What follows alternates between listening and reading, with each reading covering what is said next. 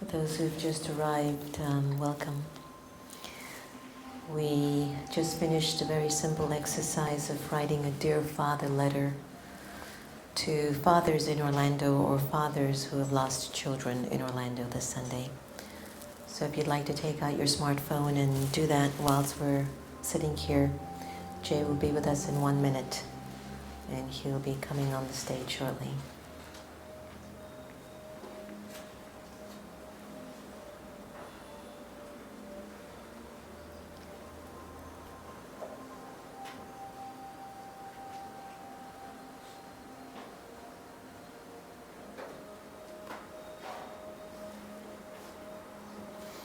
Sometimes when we look at breaking the cycle of pain, it's not that simple. It's a nice phrase. It's not that simple because the memories, it's like it's been a long time. You know, it's been fed and carved into the subconscious of the soul, and something inside ourselves just say, I need to be released. I really want to be released.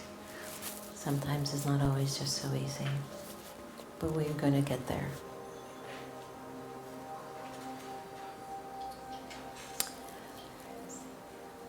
Yeah, you must save your letter.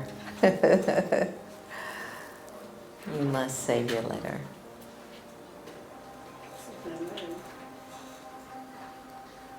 You have an Android? Yeah? I have an iPhone. Okay, that's easy to save. Santosh, you want to save a Portia's Dear Father letter, if it's possible? Do you want me to read it? Sure. Okay. Come on up. I took it from a different perspective in a sense that I'm feeling, very sorry, and on the other hand, this is what I think his child would say. Dear Father, I am so sorry for your loss during this tragedy. All of America mourns with you. You lost your precious child, but know he is with you now. I think your child would say, thank you, Dad, for being so loving to me and supporting as I grew up in the gay community. A place where I knew I belonged and was comfortable and loved. You gave me all the love and support I needed, and I thank you for being such a loving, kind, and wonderful father. I am in a peaceful place, and you can feel comfortable in knowing I am with you, I love you, your loving child who is with God. Wow. Now that's a Dear Father letter. It made me cry just thinking about it. Oh, wow. Was that beautiful? Yeah. This was a special community. Yeah. The gay community is very, very precious. Yeah, that was very powerful. Thank you, Sister Jenna. So how timely for Jay to arrive and his beautiful wife. Please come on up. We will warmly welcome you. And I'll be able to catch you up on what's happening. You can sit on up in the front row. Come on up in the front. Why do you want to sit in the back? Okay, come on up. It's a powerful exercise, wow. It's There's in so notes. many The emotions. easiest thing to do is send yourself a copy. Or copy it now so we don't lose it. A very warm welcome. I hope you weren't stressed out in the traffic coming here thinking you're late. Mm-hmm.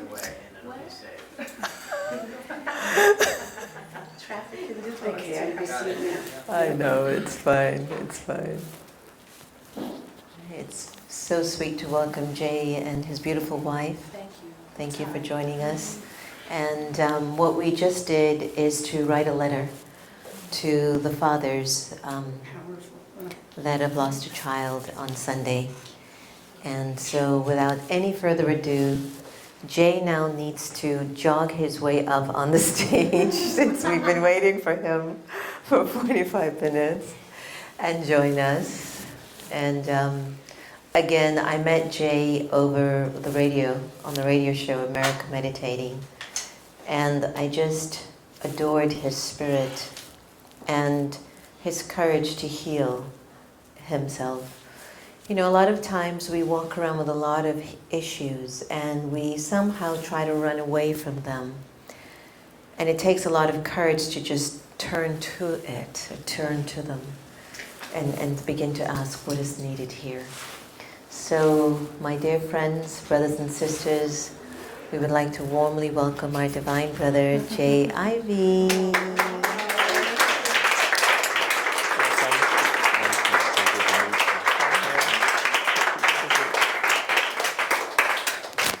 Hello, hello. Yeah, welcome. So guess what we just did? What is that? We wrote letters. That is amazing. We wrote Dear Nice. Father letters so that you can get close to your 1 million letters. Yes. The beautiful part about what we just did is that the letters were addressed to fathers this weekend who won't get a chance to perhaps hear their son or their daughter wish them Happy Father's Day. So I hope that was okay if I tweak that a little bit because I think it's just so timely. But what I'd like to do with you, Jay, is that I can only imagine how frustrated you must have been on Georgia Avenue or whatever street you were stuck on today. Yeah, it was more than an ocean. And what we would like to do, here, put this here, and what we would like to do is to give you just a second to just capture your own thoughts and feelings. Because we're a peaceful crowd here, wouldn't you say so? Yeah.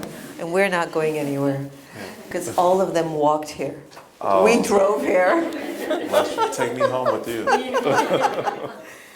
So you can just relax for just a minute or two and take your time. It's being live streamed, so we'll get a chance. You can catch up to what you missed, and also have it as a very important tool to share, especially for what happened this weekend. As I mentioned to you, Jay's spirit touched me very much. And I think that this conversation about breaking the cycle of pain is very appropriate in this time because it's obvious that something in the country is in pain. And Portia Davidson, who's a retired government employee for over 30 years, shared something about it could be political. You're talking about gun violence, you're talking about gay rights issues, you're talking about, what was the other one that you mentioned? Religion. But we also missed a very key component. Mental illness in the country is becoming increasingly high. And I believe, and this is my personal feeling, Jay, I mentally get disturbed when I don't address what I'm going through, when I can't speak out what's hurting me.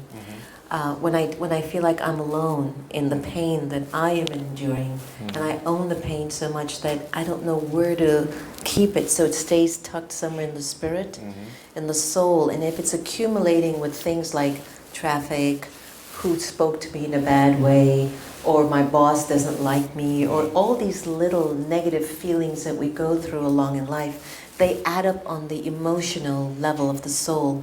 And we end up with things that what we witnessed on Sunday, what we witnessed with Sandy Hook, what we witnessed in our own lives. I was driving the other day and I have this little cute Mini.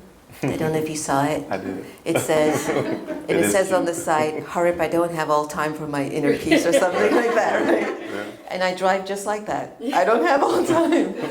And somebody in the back of there's a finger that you hold up that's not peaceful. I just want you to know. And It's half of the piece. It's on the way. It was like almost there. I was wondering what happened to the other finger. Why they're only showing me one? You get it? So I thought to myself, should I just pull over and let them see the sari, just so they can really feel really bad? And what I was realizing is that we're just so frustrated, Yeah. right? So what I'd like to ask you to share with us is, Jay, how do we break this cycle of pain that it seems that none of us in this room are free from? That is a great question. And for me, I can just speak from personal experience. What I've learned is if you don't deal with your emotions, one day your emotions will deal with you. Yes. And I feel that when you look at the purest form of a human being, that's a child. A child, they aren't conditioned by the struggles of the world. They haven't, their minds haven't been transformed and changed to deal with the strife and the strains that life will deal and hand to you.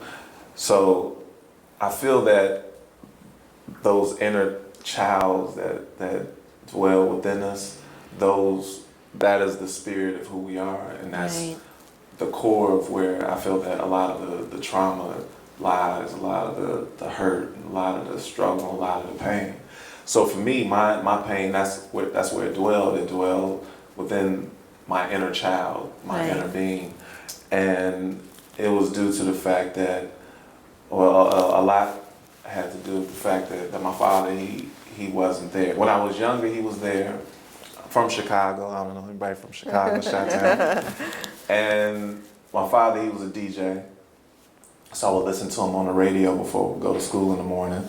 My mother, now she's retired, but she was a nurse. So later in life, I realized that part of my purpose was to use my voice to help heal people. But earlier on, my father, drugs and alcohol became a factor, and the fights began to break out at home, and our peaceful abode became not so peaceful.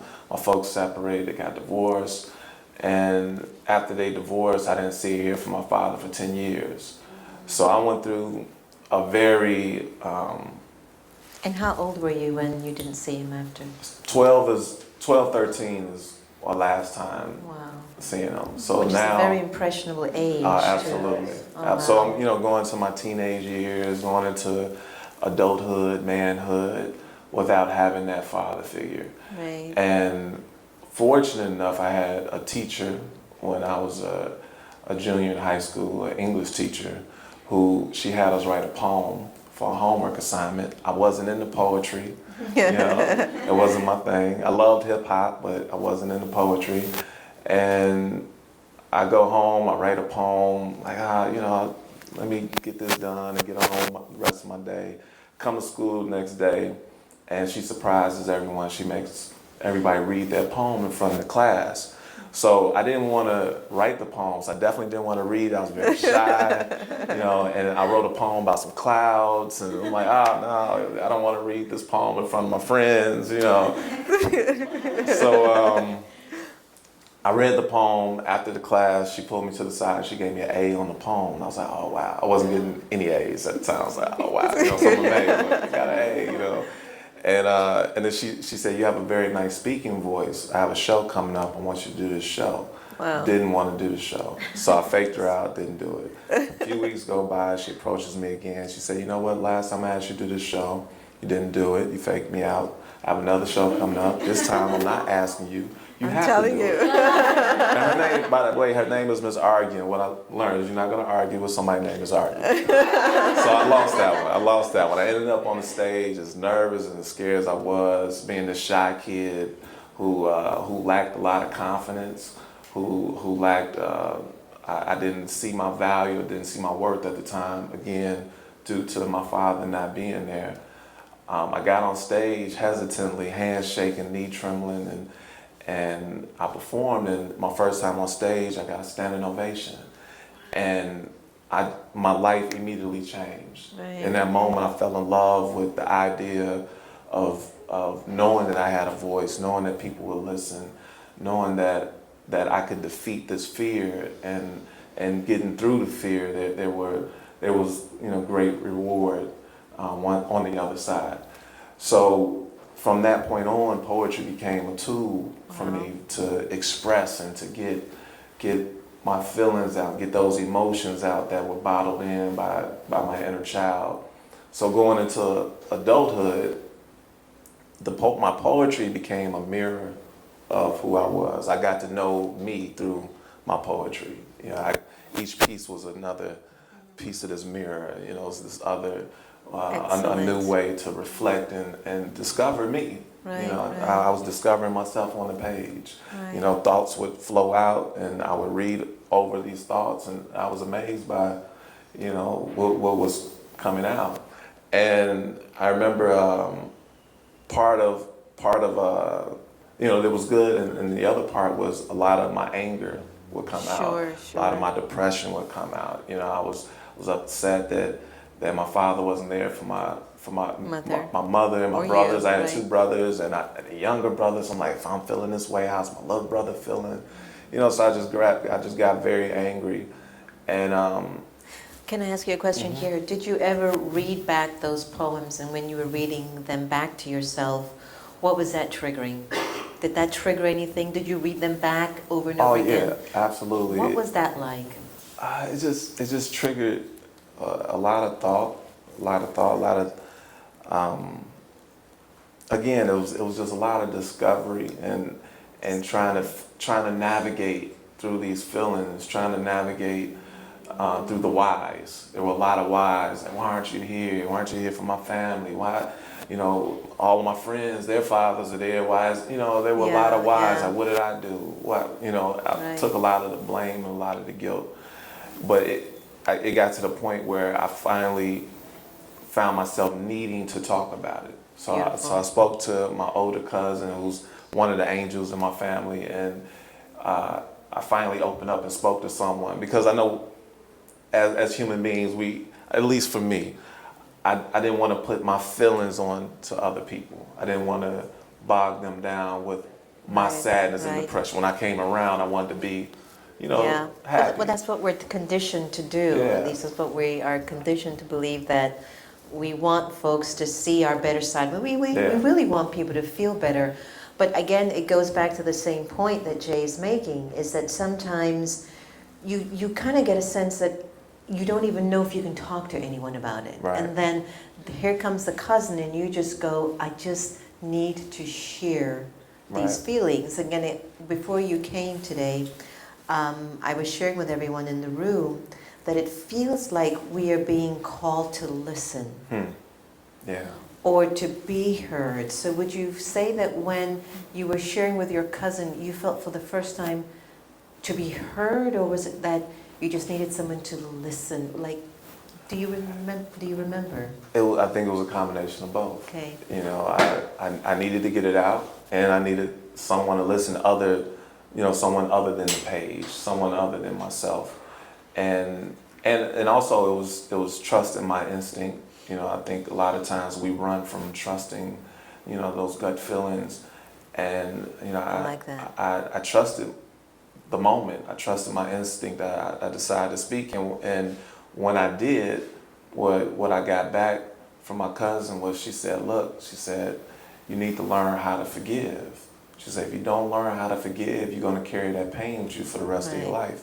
And at that point, I didn't know if I saw my father in the streets, if I would have hugged him or hit him. I just didn't. I was just that upset. Right. I found I would wake up in the middle of the night punching the walls and crying and sad and screaming. I was just upset. Like, why aren't you here? And it just boiled down to, I didn't want, anything but time. That's all. Just conversation. Wow. That's it. But once she taught me this lesson of forgiveness, because that was something that never crossed my mind, ever. It never does for ever. ourselves, but for them it does, but not for me. Yeah, I never thought about forgiveness. So once she told me to learn how to forgive, I started to wrestle with this idea of forgiveness. And one day I found myself, I was actually in church on the south side, and I was performing at a youth revival, and after I performed, I just found myself just on my knees, just crying relentlessly and praying to God, saying, God, I love my father. I'm not mad at him anymore. I just want to see him. I want to tell him I miss him. I want to tell him I love him. I said, that's it. This was a Thursday evening. 2 weeks later on a Thursday evening, my father, after 10 years, he called me out the blue. And I can't begin to explain the emotions that I felt in that moment when I'm on the phone with him. And at the time, it was funny. At the time, my mother was dating this guy named James. My father's name is James. The J is for James, Junior. And she went out on this morning breakfast date with James. And when he came over, because I was still staying at home at the time, when he came over, he's like, what's going on? How you been? What you been up to? I was like, man, just going to work, doing shows, same old, same old. My mother's like, oh, don't mind him. He's forgetful. So later on that evening, when I'm at home, Thursday evening, I'm on the phone with a buddy of mine. James calls. He's like, hey, what's going on? How you doing? What's going on? What you been up to? I'm like, man, this dude really is forgetful. I'm like, I just told you this morning. So I got a little sarcastic, we're not perfect. I was like, man, just going to work, doing shows, same old, same old. and then he said something. He said something else, and I said, man, I said, what's going on? I said, your voice sound funny. What's wrong with your voice? And he said, your voice sound funny. I said, who is this? He said, this your father. Wow. Lost it. I'm on the floor, tears are pouring out. My mother, she comes into the house and she sees her son, her second child, one of her babies on the floor, just bawling out of control. And she said, Jimmy, she said, who you talking to? And I'm literally choked up. I've heard the term choked up. I didn't know it was a real thing. I was really like trying to, and nothing would come out. Right. And That was a moment. yeah, it was an extreme moment for me. But she took the phone and she said, "Who is this?" And I grabbed, when she took the phone, I just grabbed her.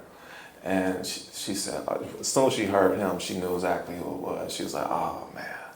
She was like, you don't know how much you hurt these boys. And she talked to him for a minute. She let me get myself together. And she's like, you all right? And I was like, yeah. So I talked to him. I was like, man, I'm coming to see you.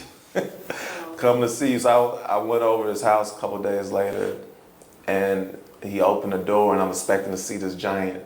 Because that's what he was. And the last time I saw him, he was a giant. Right. And now I'm taller than him. And he was a lot older and looked like life had, beat him up. Taking a toll on them. And he opened the door, and I was like, man, Dad, I miss you. I love you. I just hugged him, and it was so gratifying for me to have that moment and to be able to sit down and tell him about me and my brothers and what we've been up to, and to hear him say, I never stopped loving your mother. And to hear that, to know that that love was there, right. That it wasn't a perfect journey, but love was there. Yeah. Love was there. And it, for me, again, it was gratifying because a year and a half later, he passed away. So now, it's just roller coaster of emotions. I don't know how I feel, and then I got angry all over again.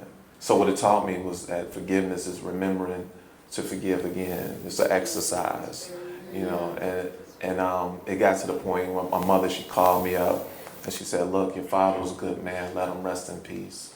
And I could hear her voice telling me that. I could hear my cousin saying, you have to learn to forgive. You're going to carry that pain through the rest of your life. I could hear my wife or my girlfriend at the time. Well, we was broken up.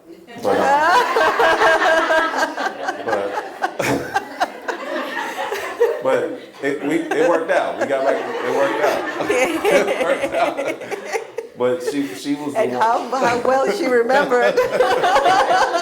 You know how you broke up, you still talk every day. It's not really a breakup, but she was the one who told me that I need to learn how to break the cycle. She said you have to break the cycle, and I did realize that my father. When you have when you look at your parents, you forget that they're human with emotions and feelings, and you just feel like they're superheroes. They nothing can hurt them, but my father, he was human. He did have feelings and emotions, and he had gone through a lot of hurt as a child.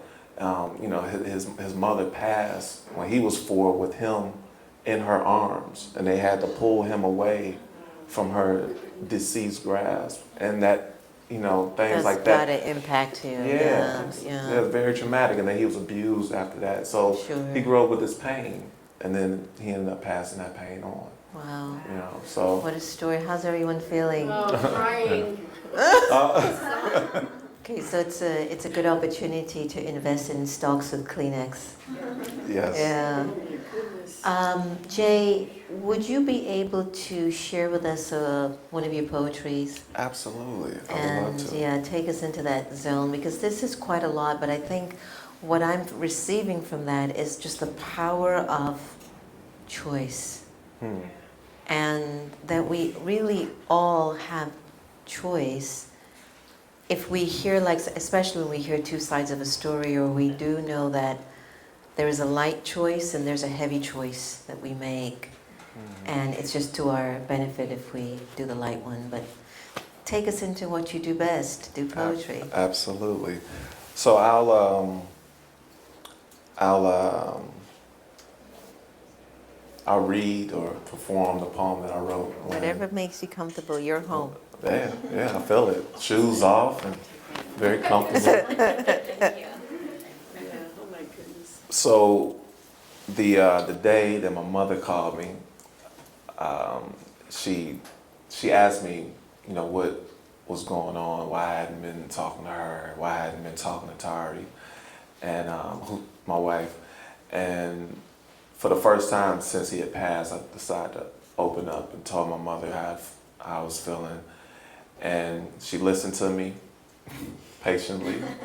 And then she lit into me. She said, "Your father was a good man. Let him rest in peace." And in that moment, so many things struck me, but I was moved and inspired to write my father a poem, write him a letter. And immediately I could feel the pain lift off of me. And the poem was called Dear Father. I wish you could have seen me do my thing. I wish you could have been there the first time I sang. I wish you could have seen how your baby boy flow. I wish you could have seen me rock just one show. I wish you could have seen me do my thing. I wish you could have been there the first time I sang. I wish that you didn't have to go.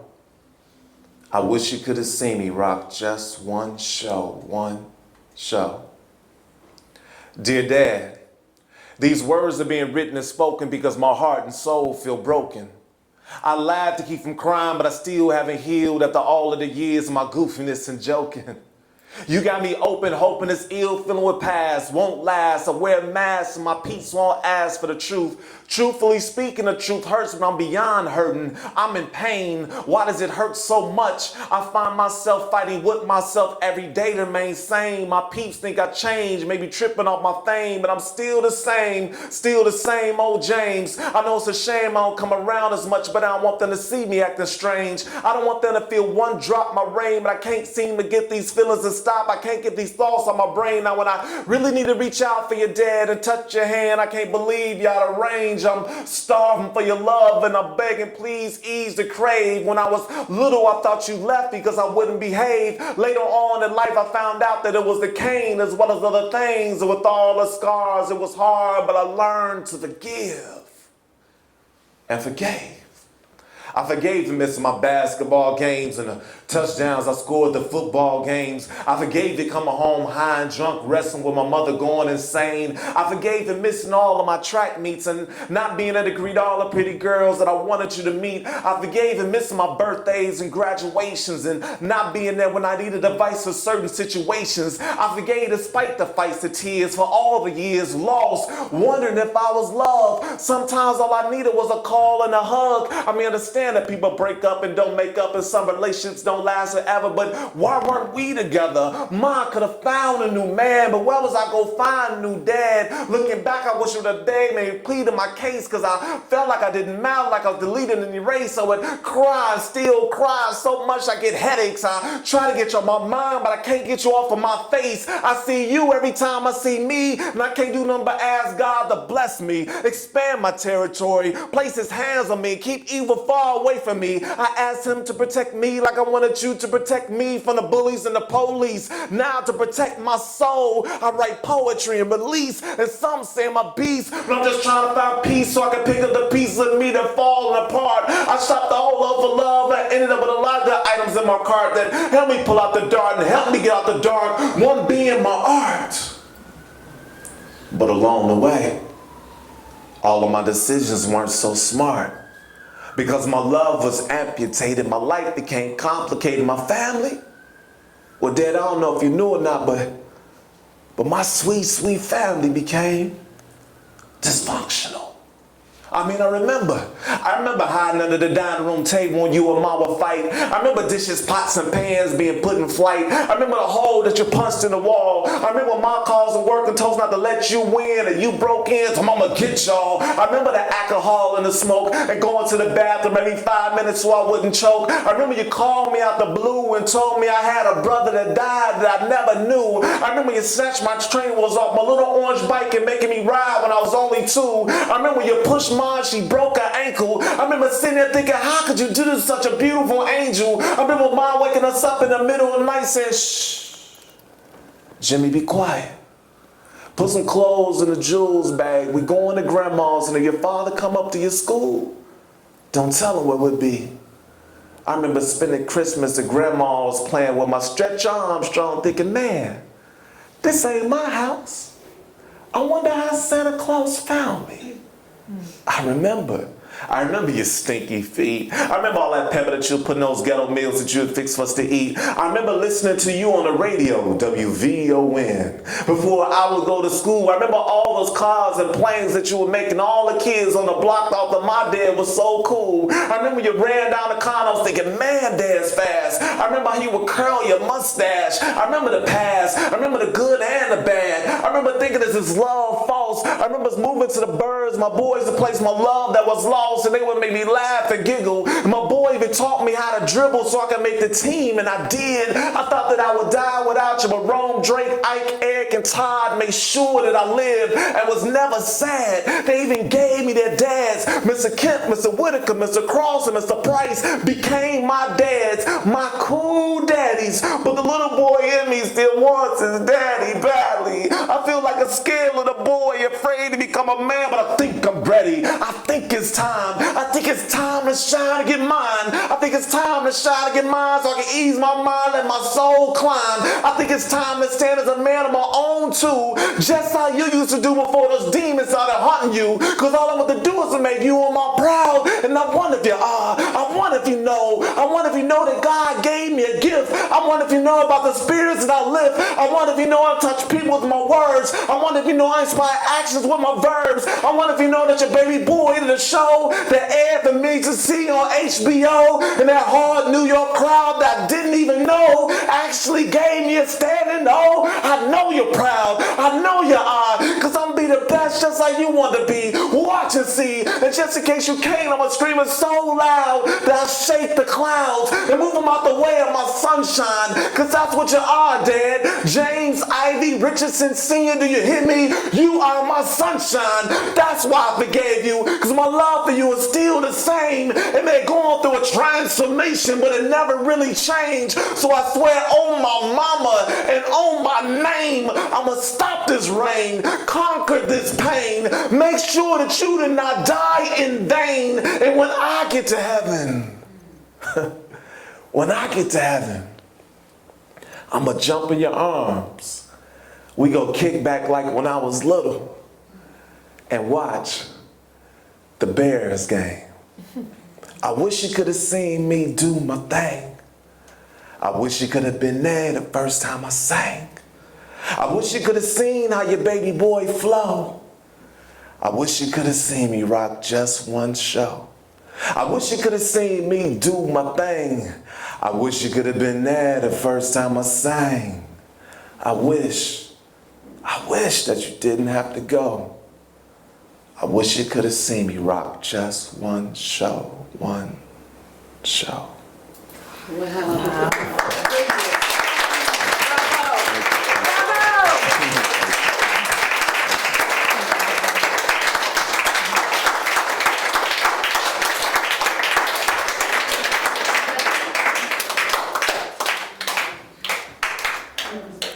you. That's a lot of forgiveness. Yeah. Oscar worthy. You Yeah. see how powerful that is? You see, you have to find, you have to listen. And as Jay was saying, your gut will tell you who you can trust, that you can talk to, that you can share with, and they can hear you. And in hearing you, you can release something, and then perhaps you will get touched as to what your calling and your purpose is for being here. That was brilliant. Brilliant.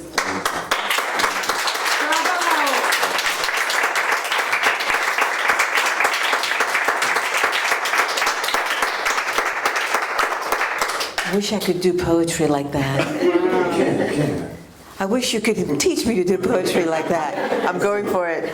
I wish you could stay back and teach me poetry.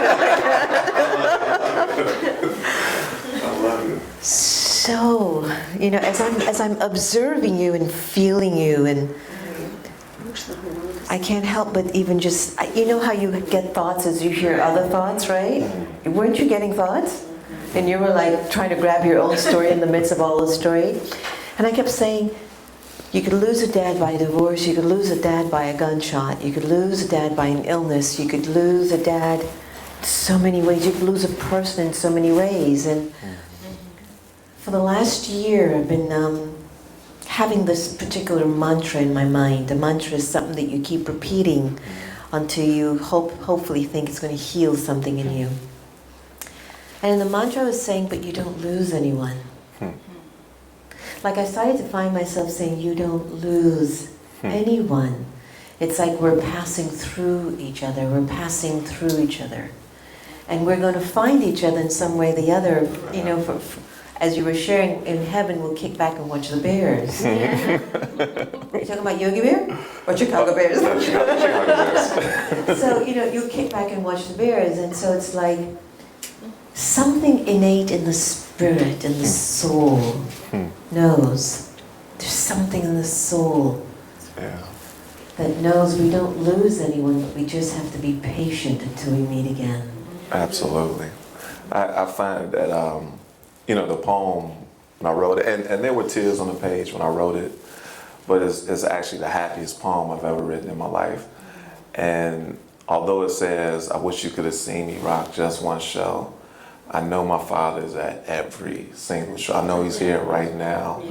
And I've seen, there have been so many times. I'll give you two quick examples of the power of forgiveness and just that connection. I feel that, to me, it's just testimony or it's evidence that my father is there.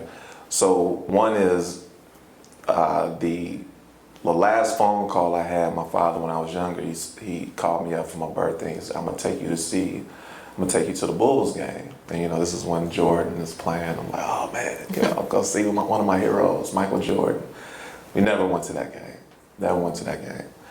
And last year, out of the blue, 5 days before NBA All-Star Weekend, I get a call from a buddy, and he said, Jay, we're honoring Michael Jordan this year. This is his 30th anniversary for the Jordan brand. I was wondering if you could write a poem and perform it for him. I said, yeah, I think I can do that, you know. So I go and perform. This is just one of the most amazing experiences ever. I never got a chance to see Jordan play, but he got a chance to see me play. And I was at my auntie's house. My aunt and uncles, me and Tari went up to see them in Milwaukee, maybe like a month or so later. And they gave me this Jordan t-shirt, and it was a 2-3. And I put the shirt on, and I just looked in the mirror, and I'm at, you know, my father's sister's house.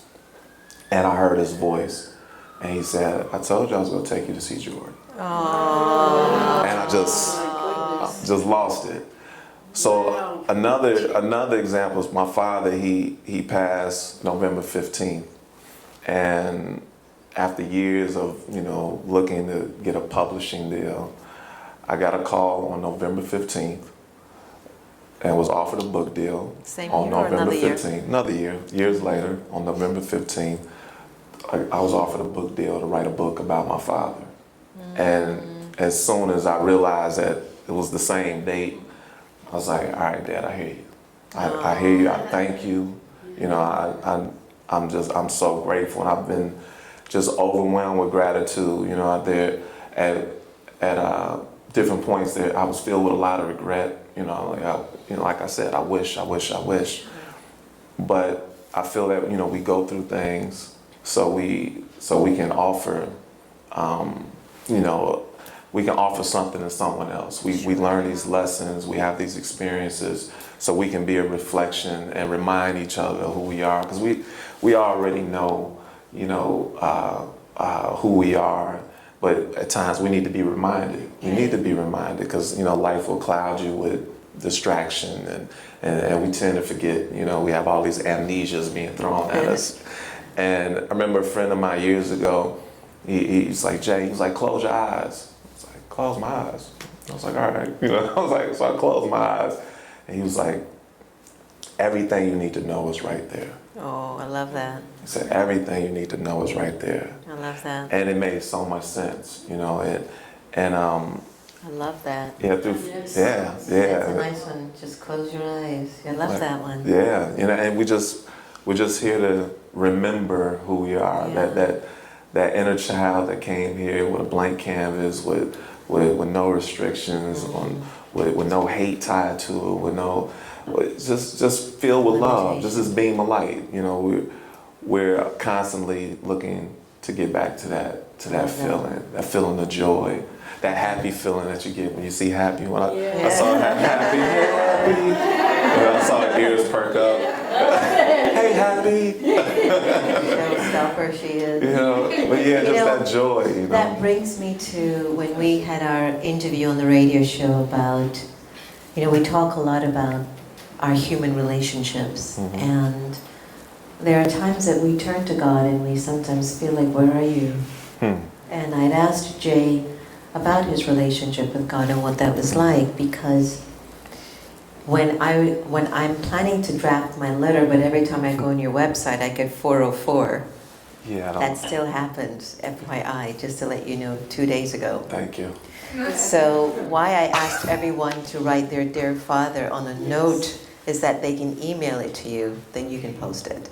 Because I didn't want them to go to the website like I did and didn't, right? So anyway, don't worry about that, it's going to get fixed. We're fixing it. Still write your Dear Father letter and email it to Jay and Tara. Dear It should Father be letters. fixed, because I went back. So just check dearfathers.com, Dear Father letters. dearfatherletters.com, and see if it goes up the letter part. So could you check that for me on your iPhone? So my question to Jay was, you know, I would write my letter to God. You know, my father's Indian, my mother's African, and he's different, and she's definitely different. She happens to be in the room in the back. Hey, Mama. Bless her heart.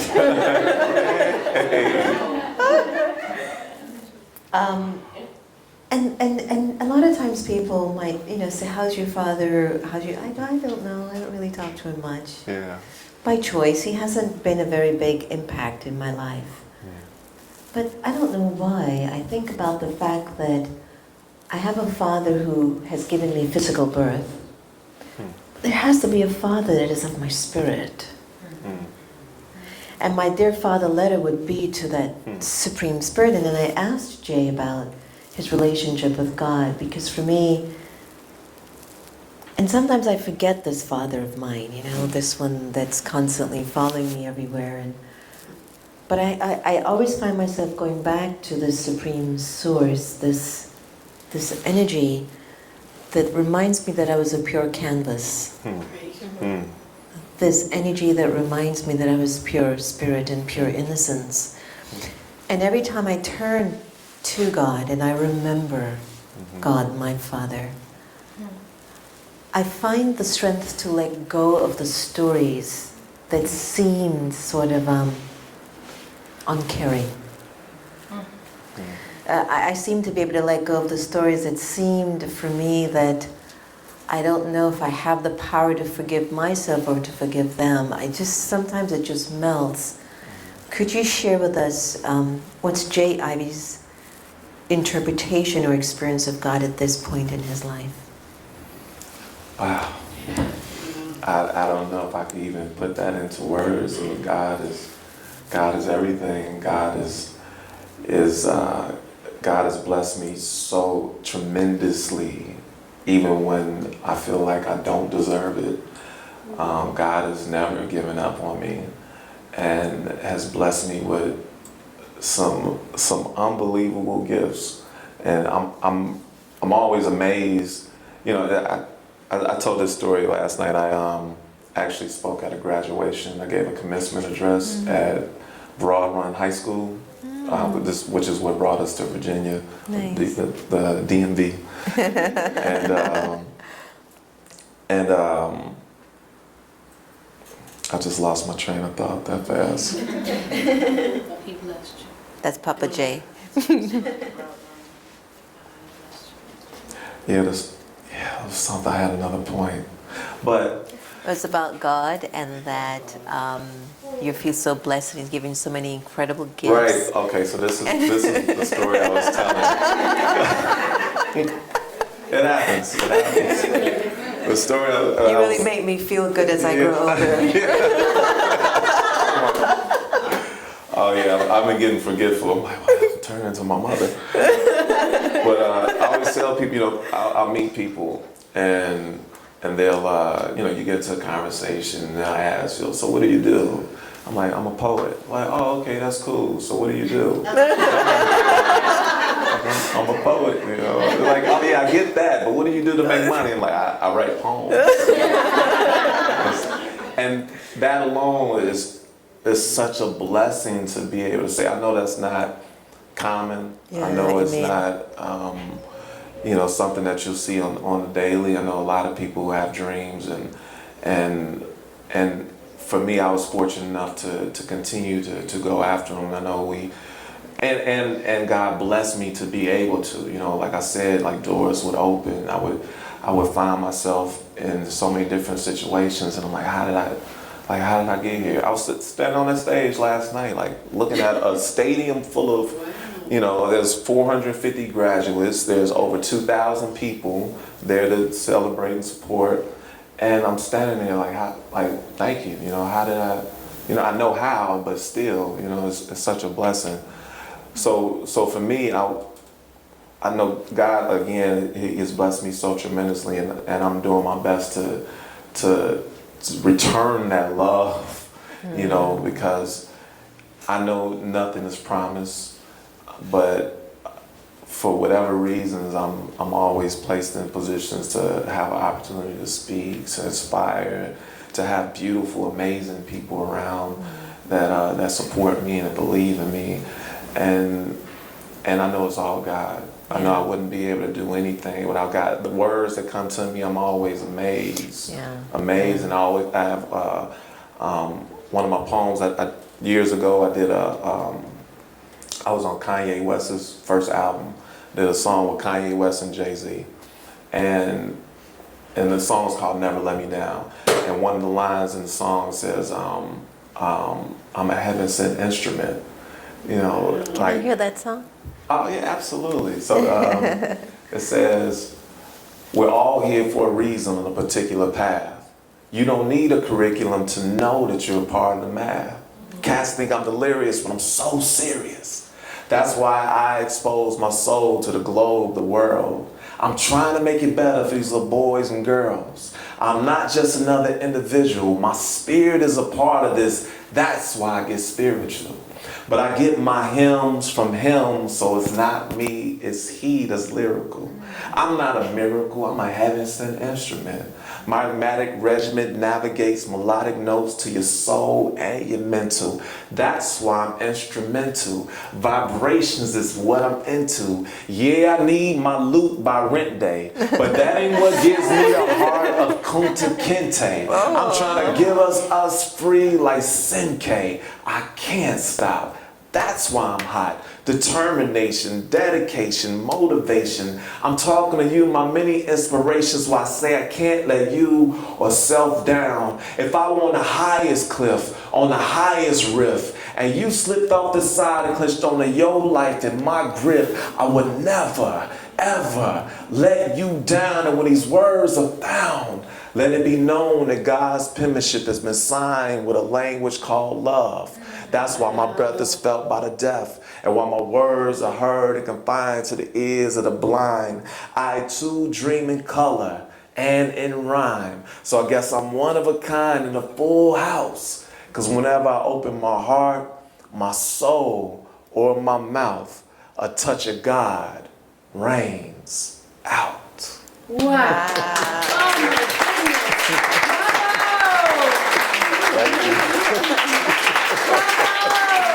I need you to go everywhere. I want to wake up to that. I want to wake up to that. We're going to record Portia for you. Thank you. This is fascinating. Oh my and goodness. what I'd like to do right at this point, what I think is so powerful, is to maybe turn the mic over to anyone here tonight. If you please, if you have a question for Jay or something that touched your heart tonight that you'd like to share, anyone that has a question or something to share tonight to Jay, please come on up. Except for Portia. That's my auntie's name, Portia. Really? Wow. Yeah. I remember this is the most amazing interview that I've ever spent. Well, it's being recorded live and you wanna. So thanks very much for Thank you. your presence and your poetry. Thank you. It sounds like you've had a lot of cathartic experiences by writing your thoughts down, and I know that journaling is something that you find in many traditions as a way to, create that expression or that outlet to get down your thoughts and to clarify your efforts. So, what advice would you have for us in terms of, doodling a poem or, expressing ourselves in that Very similar nice. way or Wow. a way? Well, for me, Great question. it's, I guess the most simplistic piece of advice I can give is to not think. It's to not think. I find what I have found over the years of writing, the moments where I'm constantly, when I'm just trying to really think about what to write about, those are the most difficult times to Yeah. write. But I find when I just let it Flow. go and just whatever thoughts pop in my mind, I just write them down. That's when it's easiest for me to write. I just let it flow. Even the poem I just wrote, or I just read rather. When I got the call about doing that poem from a buddy of mine. His name is Cootie. And Cootie is he's a director, award-winning director, amazing friend, one of my brothers. And he was in LA with Kanye, and he called me up and he was like, "Jay, you need to get to LA right now." I'm like, "What's up?" He was like, "Kanye has a song with him and Jay-Z, and he wants to put a poet on it."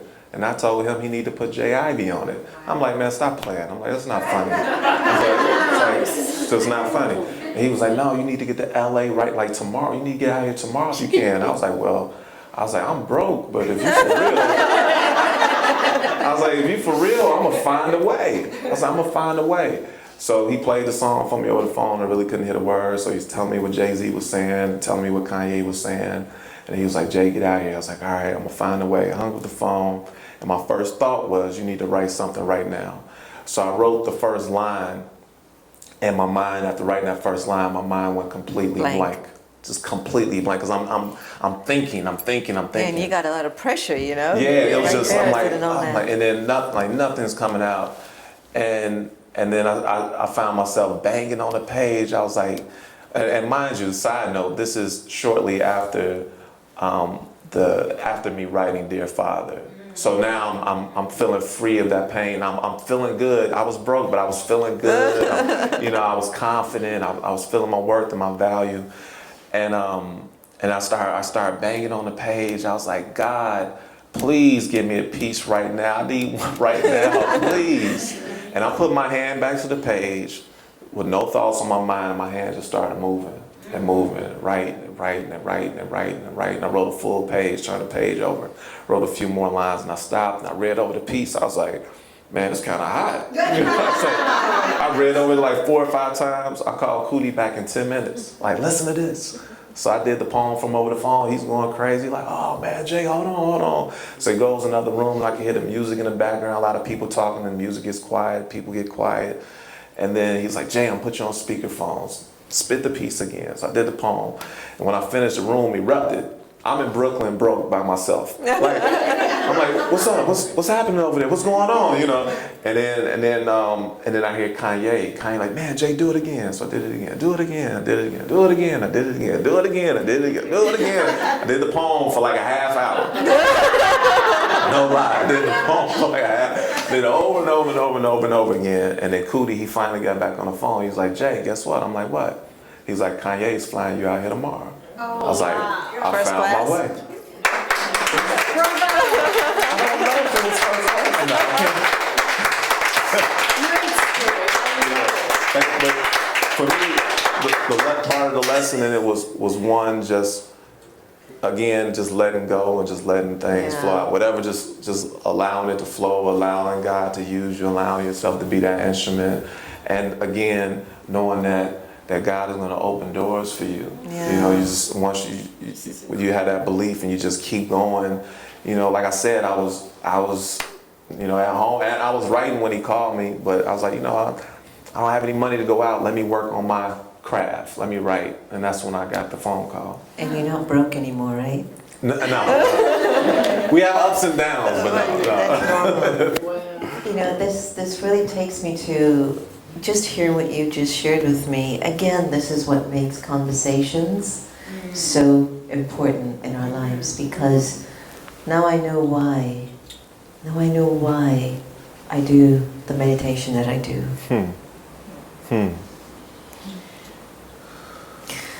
I know why in my practice of Raj Yoga, that when I turn to God, the Source, the Supreme, somehow He's able to emerge the thoughts that I miss when I'm not thinking of Him. You know, I'm thinking about my business and just stuff. I want to thank you for that. Thank You you. reminded me about that, because I think that that's why when we meditate on the self and on God, that remembrance gives us our story, not the story that others have told us. But we are reminded of our story. And when that story gets really clear, we rhyme. You know, our life becomes poetry. And I think that's important. Beautiful, thank you. Thank you. Any more questions? Anyone has any comments? Please come. And that was a great question, by the way. Thank you. Yes, Is everyone thank you. enjoying? Thank you. Is everyone on live stream enjoying? You can tweet it out. I'm very interested to hear you talk about forgiveness, because I think it's something that affects all of us at some point. But something that I've felt is it's so easy to hold on to anger, and anger blocks forgiveness. And I suppose you can also call that the ego, just the fear-based part of you that's trying to protect itself. So how did you let go of anger? Oh, that's a good one. Actually, you know, you mind if I read No, something? please, please. Because I have something that I like to speak from the heart. I wrote this from the heart, so and I think it answers that perfectly if I could just find it.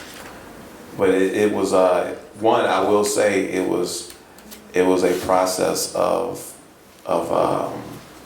learning to let go of that anger, because we get in the habit of it. You know, we find ourselves. You know, it becomes habitual to just Blow up and get like that. Yeah. And I think now they have a movie called Angry Birds, kind of confirming that it's okay to be angry. I don't know. I have not seen the movie. I have no idea what it means.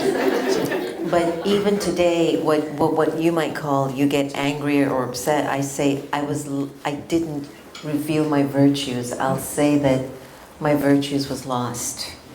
You know, just for me to be clear, because sometimes I can't decode anger other than screaming or yelling at someone, but I want to feel it for myself that I think, why were my virtues gone right now? So, Absolutely.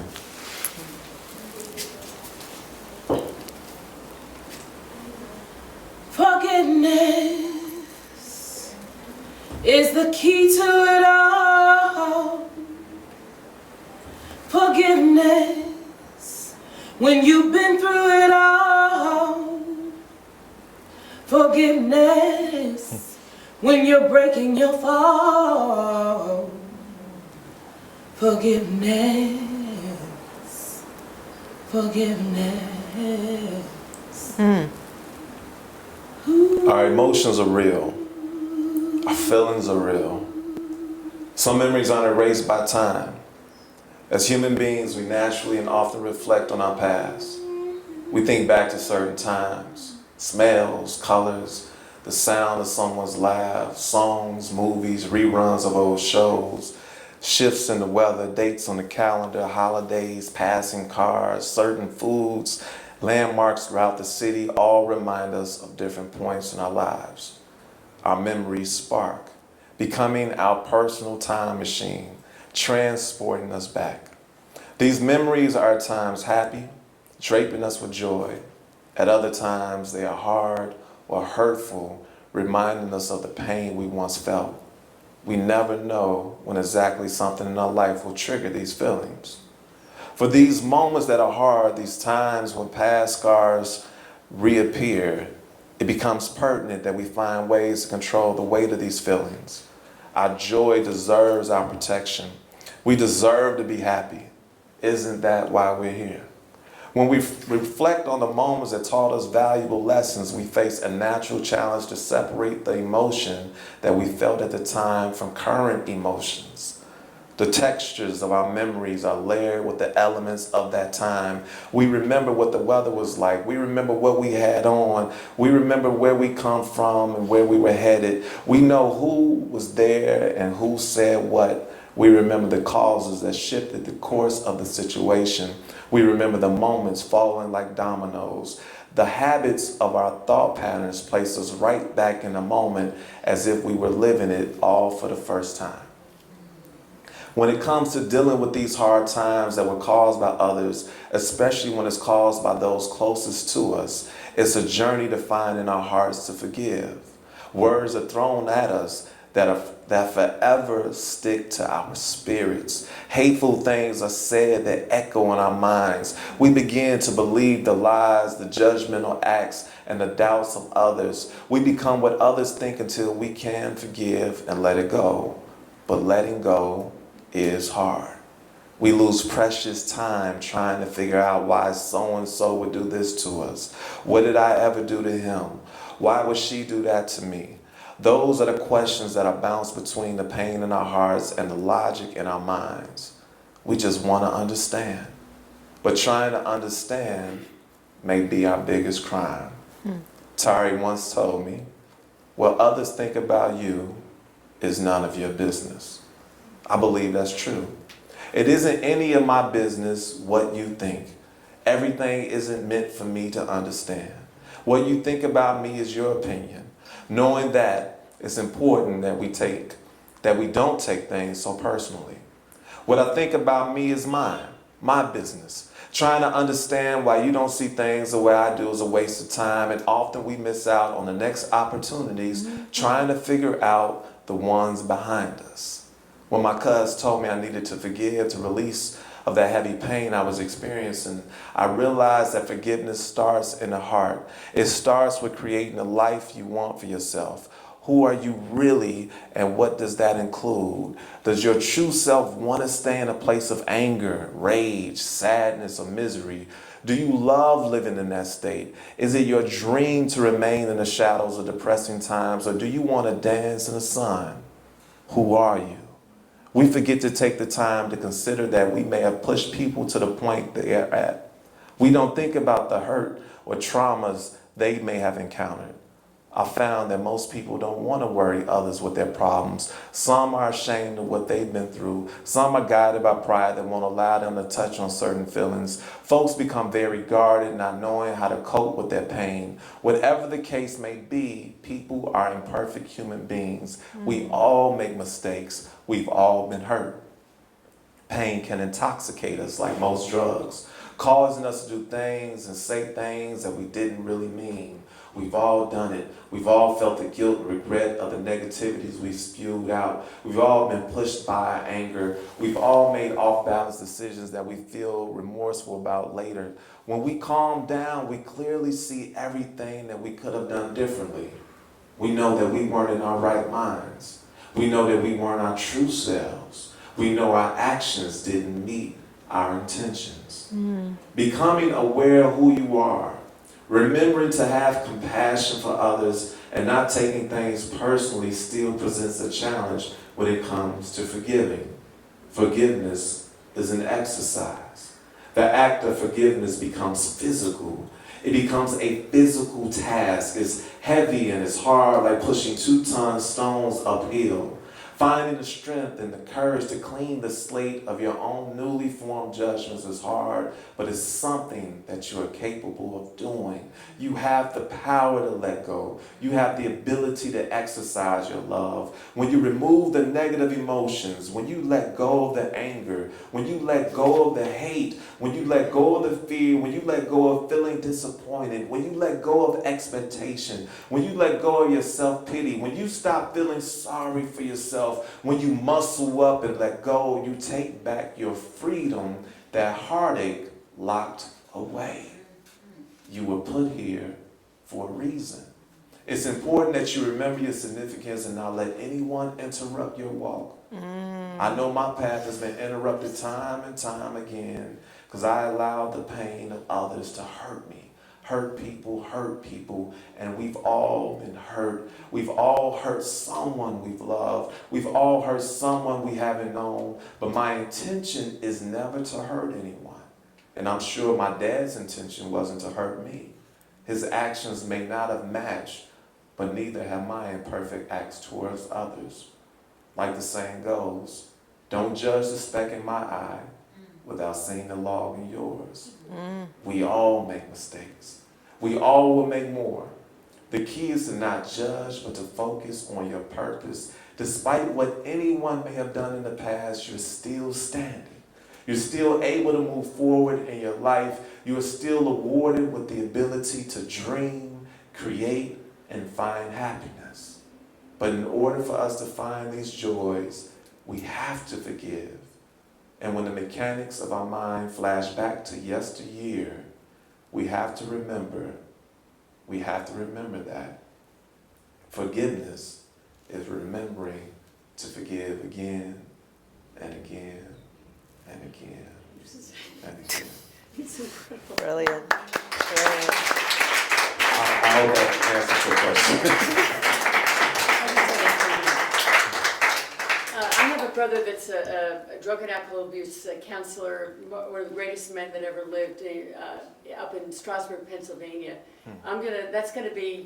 That book is going to go right on his desk for his therapy sessions. Thank you. You're going to put all the psychiatrists out of business and all the drug companies out of business in America. No, really. Okay, you can have Portia. And that book should be, that's the best therapy ever, and that's why that's coming right there, the source, right there. No, seriously, like Sister Jenna said, you're your best counselor, and it's all there. That's the answer right there. Thank you. That's the greatest, wisest book ever written. I am not just saying this. I'm going to make sure every counseling center has that book. And she will. And I will. Every counseling center I know is going to have that book. And just open up to anger, open up to that is the wisest book ever written. Thank you very much. Thank you. Thank you, Sister Jenna. Now you know why it was worth the traffic journey here. Yes. And you are not going to leave without singing. Oh. There is no way you are leaving tonight without singing. Did you hear her voice? I was like, we need to do another show with her. Oh, absolutely. Tari. Oh, her story is absolutely amazing. Yeah. Absolutely amazing. You have to hear it. Well, I could see in her spirit, she does have that power and strength. You know, that's what it's about. We are souls. We're on a journey. And we have gone through so much living that we have blocked God's light out. And I'd like to perhaps just shift the conversation just a little, because I think it's appropriate that before you came, we did do a meditation and a silent vigil for the victims in Orlando. And there's going to be a lot of forgiving needed at this time. But also a lot of wanting to understand what makes us at times, and I'm saying this, lightless. Means disconnected from God's light, disconnected from the source. And you and I are pretty mature by now to know that it's not about you holding up a text and saying that you are right. Everybody thinks that their cause is a good cause. Despite the fact that it might give sorrow to somebody else. It's like, this is the reason why I'm doing what I'm doing. And have you had some time to even think about, if you were to do a poem for the victims in Orlando, if you were to put some thoughts on paper and you connect to the divine, J.I.V., what would that be? Oh, wow. It's really tough. You know, we got to Virginia on early Sunday morning, and when we arrived, it was on the news. We hadn't heard about it. And I mean, it's so hard, you know, to see so many people act out of anger, act out of fear and violence and just pure hate and evil, and their love is the only thing that will combat that. Love is the only thing, and as of yet, I haven't sat down to write anything, just because we've been moving like crazy, but when you do, could you pass that on? Absolutely. We've been sending up a lot of prayers, but something to be written would absolutely be. I think that'd be important, coming from a content spirit like yourself. Father's Day is approaching. Quite a lot of fathers are going to be enduring not hearing Father's Day from a particular child. Yeah. And so it's going to be a very sensitive year. It's going to be a sensitive time. And so with that said, before we end today's conversation, JIV's been really pushing the idea of writing 1 million letters, getting 1 million letters written by Father's Day, in healing yourself through this letter writing. And I'd love if you could just address the initiative. Where is it so far, and is there anything that we could do in support of that? You know Portia's going to be getting that 1 million. Yes. And I'm just sure that when she's done, she's calling the whole Coast Guards tonight. You will have to write a letter, and everybody will be writing a letter. But despite Portia's efforts, which she will do, what can we do? And just educate us a little bit more about their father. Yeah, so the poem itself, it naturally, it transformed into this book. And the reason for writing a book is I found myself in a lot of conversations after performing Dear Father, and I was seeing that the importance of it. I was seeing how healing, writing and expression could be, and it was constantly being reconfirmed for me that it was important to share the idea of forgiveness, the power of forgiveness, and the power of journaling, writing, poetry, and letting go. So during the process of writing the book, Tari and I, we were looking to extend it past just the efforts of the book and make it more of a call to action. And the only way to do that is to get others involved, for others to pick up the pen themselves. So at that point, we decided to start Dear Father Letters. The website is dearfatherletters.com. We're going to make sure that glitch is fixed. It's working now? It's fixed. It's fixed, good. Yes, okay. It's fixed. So dearfatherletters.com. The theme is 1 million letters written, 1 million hearts healed. So we want to use the national Dear Father movement to inspire 1 million people. And we're just starting with 1 million. I want to see 5, 10, 20, 30, you know, because there's so many people that are growing up in fatherless homes, and it's not just the fatherless. You know, forgiveness expands to It's self, the self. You know, other family members, friends, people you haven't known. The folk who are like, even, you know, the folks in Orlando. It's so hard to even contemplate the idea of forgiveness right now in this very moment.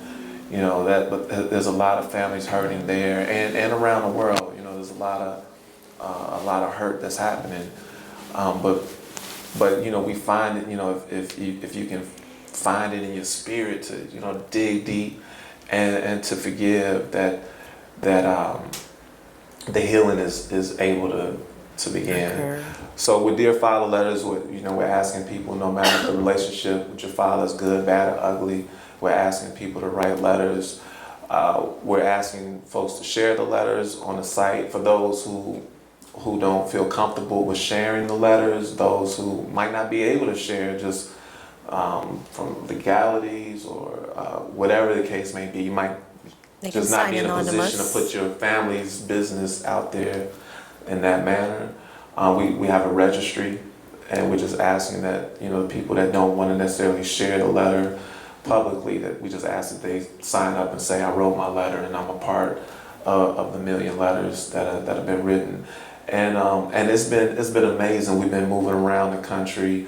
Again, the school that I gave the commencement address at, Broad Run High School, their school participated with Dear Father Letters back in the fall, and the entire school wrote letters. That's and it was so amazing. And I came down to speak, and after speaking, they presented me with about 2,000 letters. Wow. And it was absolutely amazing to physically hold these letters and feel the weight of it and the texture of the paper and to see their faces and it wasn't just the students who participated, but the teachers participated too. And their parents, maybe? The entire English department. The principal wrote a letter. He put his letter in the hallway on the wall so, you know, others could be inspired by it. And we also have a group of educators from Loudoun County who developed a curriculum for the book. Wow. So they use that curriculum to... That's fantastic. That's good stuff. It's amazing. And we, 2 days ago, I was Saturday, we were down in the middle of Georgia somewhere. It was hot. It was hot. But I had the opportunity to speak at Steve Harvey's mentoring camp. I gave a workshop there. And, that's so nice. I did it last year in Dallas. This year was, again, somewhere in Georgia. And the young men, it was 200 young men, they all wrote letters. And they didn't even have much time. We took maybe 30 minutes after I spoke, and these young men had pages full of thoughts and ideas. And it was just amazing, and poetry, and it was amazing to see. So we've been moving around. We've connected with schools in London. Of course, you know, being from Chicago, we've connected with Chicago public schools, and they've been using the curriculum and getting letters. Excellent. So we've gotten a great amount, but we need a lot more help. Okay. We need a lot of help, Portia. Miss Portia, let me tell you. You can teach the psychiatrist some lessons. Giving out drugs, you know. I mean, it's an honor. Like I get around. I get a chance to go around. Like we were in Sun Valley, Idaho last week, and you know, we get a chance to move around and speak, and it's amazing to see so many people that are open to participating, and it's a blessing. Now you're here at the Meditation Museum. Yes. Yeah. Tari?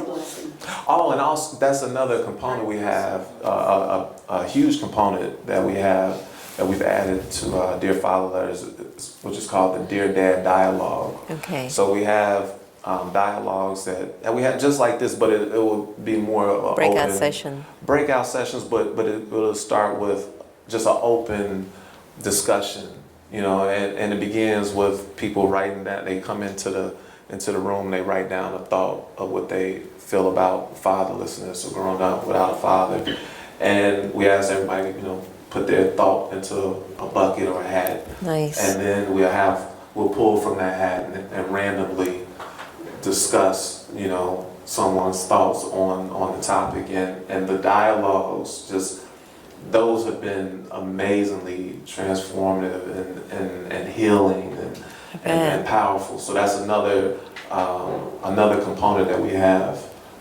for Dear Father letters. Yes.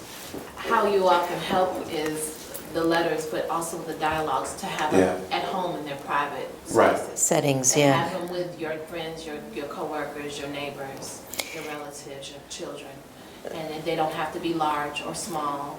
They can be very quiet spaces, and you can just... And to send that information back to you so that folks know what you're doing with your dialogues and your conversations about your Dear Father letters and stuff, because again, it's something that we've been doing with Meditate the Vote. It's important to foster these conversations at home that are rich, and to share that, like how you would share something on Facebook that you see, you know, and let folks know about the good work that's happening, that's occurring. And so, is there an email address that everyone can get a hold of you, or everyone that wrote their letters tonight for the fathers in Orlando, where do they email those letters to? Is that possible to get an email address? Right, so you can reach us at dearfatherletters@gmail.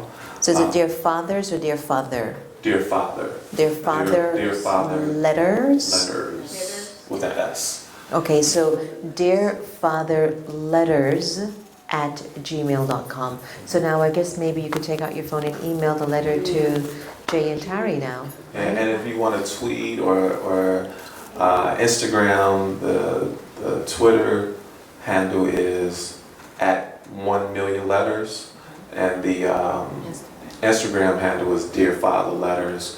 If you have trouble remembering, you can always hit me Go to the up. website. Or go to the website.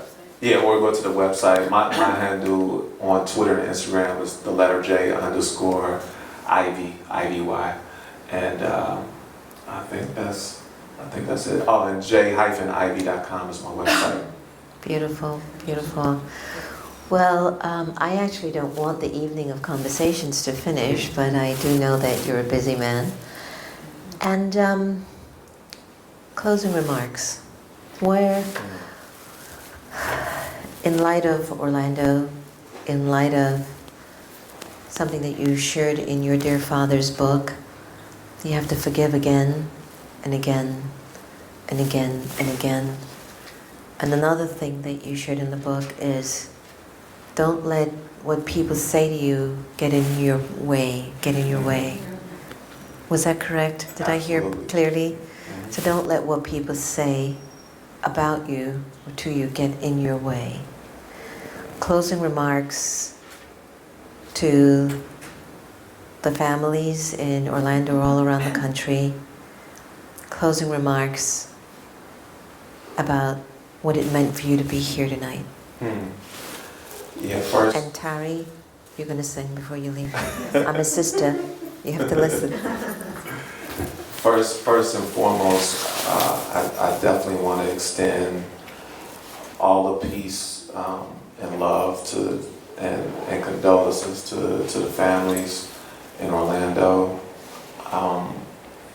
I can't imagine what it's like to stand in their shoes, but just know that we're sending love and light your way. To be here today this is amazing. You know, there's a lot of love in the room, a lot of love, and again, it's a blessing to be able to have the opportunity to come and share and connect with new people and connect with those that you know that you've already been a part of. You know, I always feel that we're all one, we're all connected, and it's just about reminding ourselves of that connection and seeing the love and seeing the light in one another. So it's a blessing to be here. I just want to extremely thank you for the invitation. I'm so happy we were able to connect and for you to open the doors. And I mean, this is beautiful. It's something that we will cherish forever. Yeah. And if I could, I want to say this because I feel that we have to hold on to our hopes and hold on to that love, and it's truly, truly important that we always hold on to our dreams and fight for them and work on them and just continue to see where it is that we want to go and know where it is that we can get to. So I'll say this. True life may seem at an all-time low. You try everything, but you can't seem to find your flow. So success comes slow and problems tend to grow. You seen your friends shine like it's 100 degrees while you chilling at 10 below. It's cold out here. It's freezing. The bad times are increasing. Bad energy is all that your surroundings are releasing. So misery's been feasting on your soul. Vices grab hold and lows get heavy.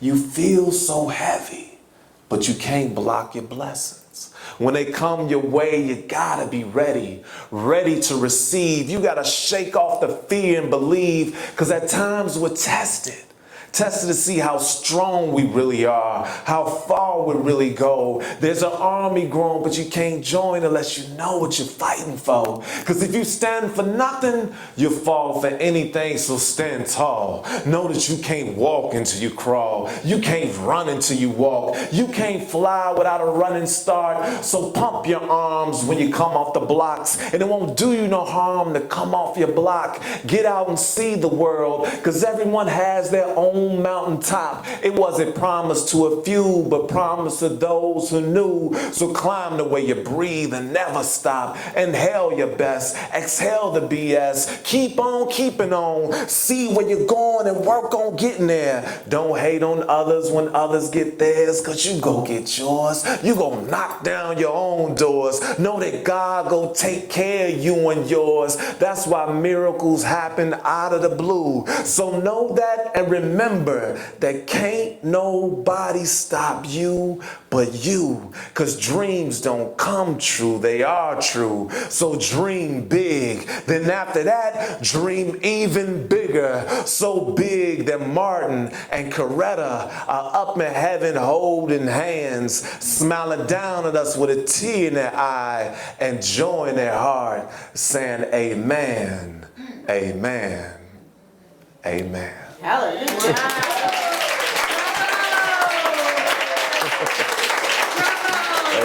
Thank you.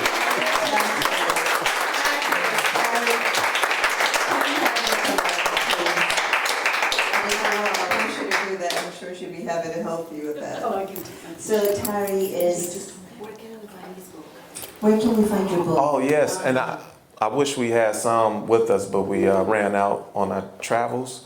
But That's a good thing. we do have some in stock. So you can you can either go to dearfatherletters.com or you can go to my website j-id.com, and I'll sign them and get them out to you. They're in all the major bookstores, so Barnes and Nobles and the other major bookstores, Amazon, they're everywhere. But if you order them through us, I can sign them. Yeah, absolutely. Thank you. Tari, could we have the fortune of having you back here tonight? Could we get a chair? Could you come up Oh, here? she can- No, you stay seated. You stay seated. Okay. Sister Jenna, you stay seated. I'm gonna stay. You sure? I wanna- Okay. So here is what I would say is the silent, powerful, amazing half of J.I.D. And in looking at her soul, genuinely truthful, a pillar, and a a river of love.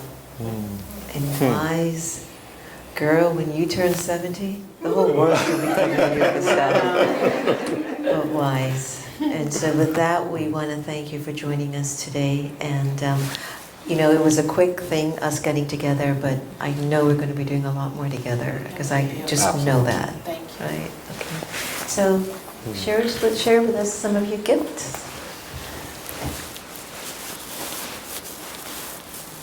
The moon shines its light on me, and it gives me the direction. Now I see that every breath I breathe is just another sign that I'm closer to being with you yet another time. We have a precious gift called true love, the kind that some receive from the stars above. And I'll stay right here till you return, 'cause you're my heart, my soul, my world, my glow.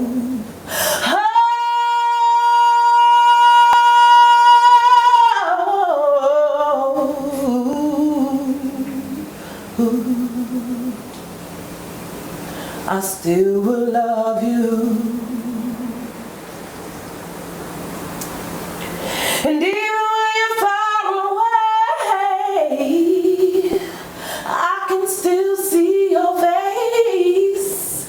And even when you're miles and miles, I see your smile, and I'm very proud. And I can even hear your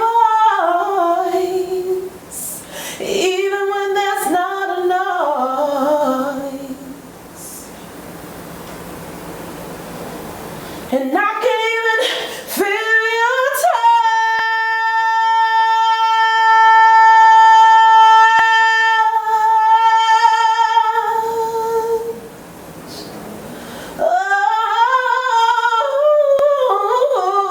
Oh, I said I miss you much. I said I miss you much. Oh, love,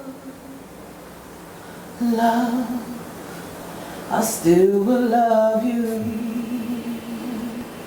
no matter where you are.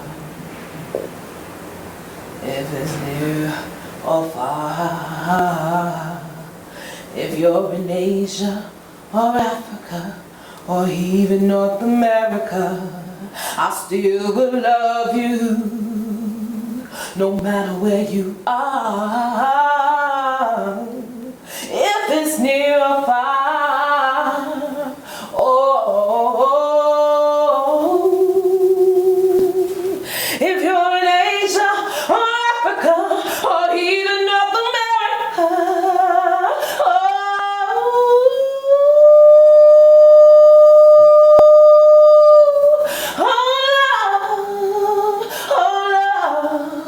oh love, we miss you.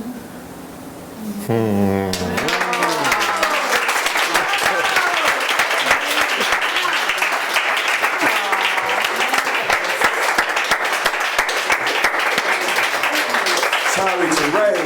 That is. Sorry to That's a rain. good choice.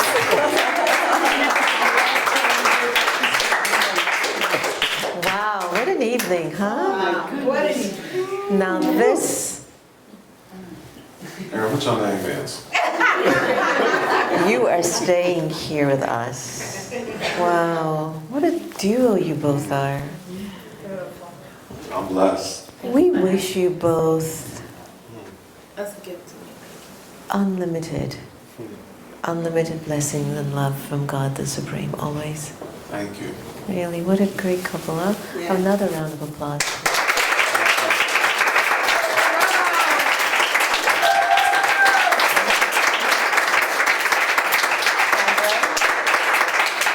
would like to share some closing remarks, and if you don't mind, I'll take us into a moment of meditation at the end. Yes, sir. Thank you, Deborah. Yes, you could just say final announcements. And... What an evening. Wow. What an evening. I just want to say on behalf of all of us, to Jay and to Tari, thank you so much. Thank you for your gifting. Thank you for being an instrument. Thank you. Thank you for the work that you did to break the chains of pain. Thank you. And I think more than anything else for me, that's a message that when we do that work, we break the chain. And when we break the chain, look what emerges. Look what emerges. It's hard, it's surrendering, and it's humility, and it's courageous, but you did it. And as a result of doing that, you're blessing millions. Thank you. Thank you. So thank you. Thank you, Tari. Thank you so much.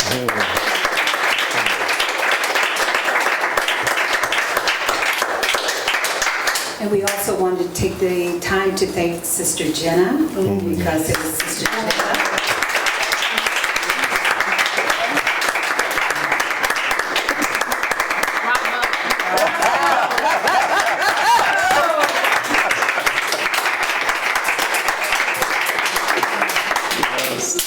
This is Sister Jenna's doing, so we are very grateful and we say thank you. And to each one of you, thank you so much for coming out tonight. We know this is a busy time. It's not a Friday night, it's not a Saturday, it's a Monday night. First night of the week, your work week. And so to each one of you, thank you so much for taking the time to spend with us this evening. We're very, very grateful. I would also like to say in closing that we do have another campaign that is called Meditate the Vote. You see cards in your seats. Many of you have already heard about Meditate the Vote, and so the information is already on the card, and we want you to read it. Go to the websites, do some postings, maybe host a gathering or meetup. You'll see all of that information. Some of it is still in progress, under construction, but you'll see it on our website. So once again, thank you so much. We're going to spend a little bit of time also as we close, just entering a very quiet space right now, just calming down, finding that quiet space within.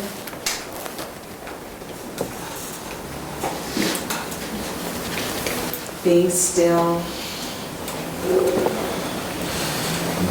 And I would just like to say to you to emerge a takeaway thought.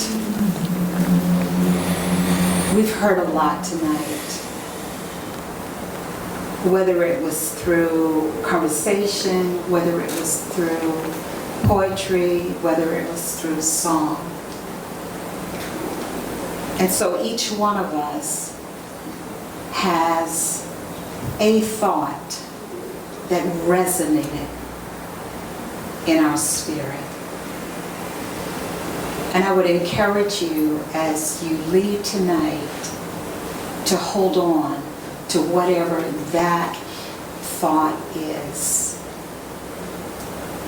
and to continue to allow that thought to resonate and to move and to have its way in your heart and in your soul. And with that said, I'd like to turn the mic back to Sister Jenna, who has something else very special for us tonight. Thank you so much. Thank you, Sandra.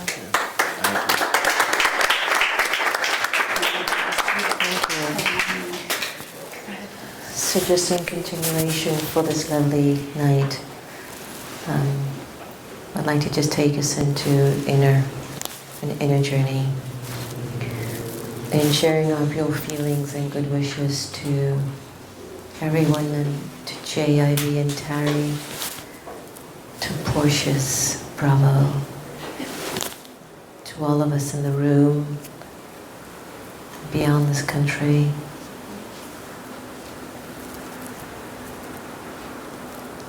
Perhaps we've been reminded tonight that life will be about forgiving again and again and again.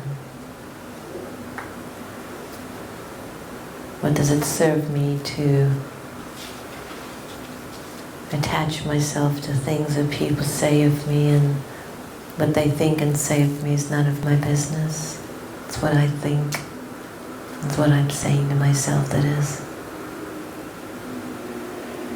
So breathe deeply. Inhale and exhale.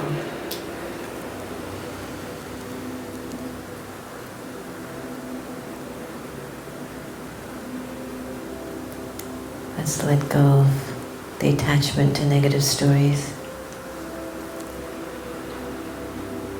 Our thoughts can't reach those in need of help if I'm attached to the sorrow of my own story, or even of theirs, because I'm here to help.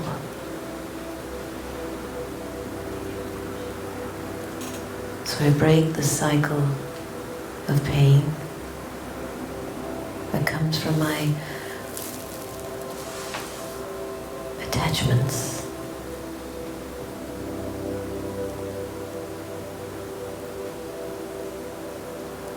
What if I'm able to let go of being attached to stories? What he said, what she said. Let me just break that cycle tonight. Breathe in deeply and exhale. Tonight we break the cycle of being attached to judgment. Becomes so easy, isn't it? Breaking the cycle is to say, I'm no longer attached to this, but I love this for what it is, as it is. Let go of your gender. You're not a man or a woman. Let go of the color of your skin. Let go of your religion. The role you play in your titles. Break the cycle of attachment.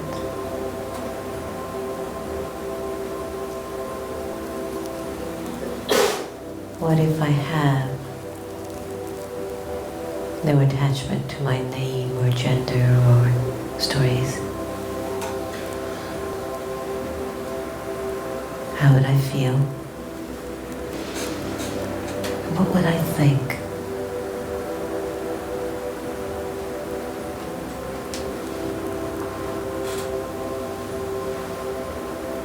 Would the energy of God's light flow through me?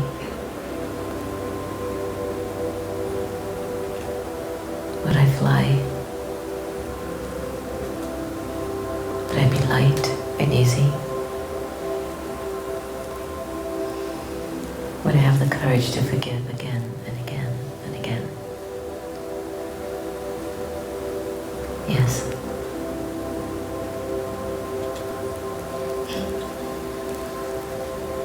So to all of our brothers and sisters in Florida, in Orlando, this is for you.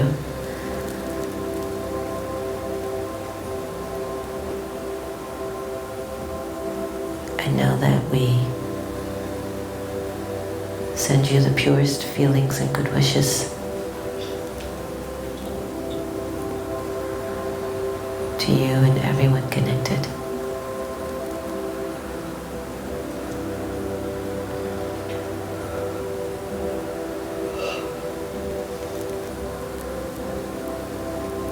Breathe in deeply and exhale.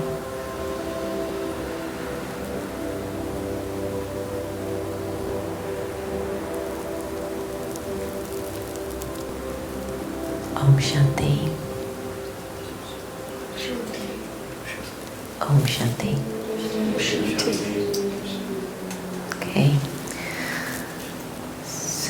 what I think I'd like to suggest for tonight is, I know many of you would like to meet and greet with Jay and Tari. I know they've had quite a long day and I haven't given them a tour of the museum or given them my famous Indian tea. But I'd love perhaps if you'd like, we could take a photo with everyone together and Jay and Tari in the front, if that's okay. And if we can do it as gracefully and silently as possible. I would like to thank Julio and Santosh for doing the live stream and Megan for reception. And you can tweet and Facebook out the live stream conversation of today because it expands the story of what we witnessed tonight. And I would recommend that you share what you experienced this evening, okay? So after we do our photo op, all of us together, then up to Tari and Jay if they want to spend some time, but please be mindful that I just wanted them to feel the space only because we all got here late, so we weren't able to serve them at the soul level that we wanted to personally. So is that a deal?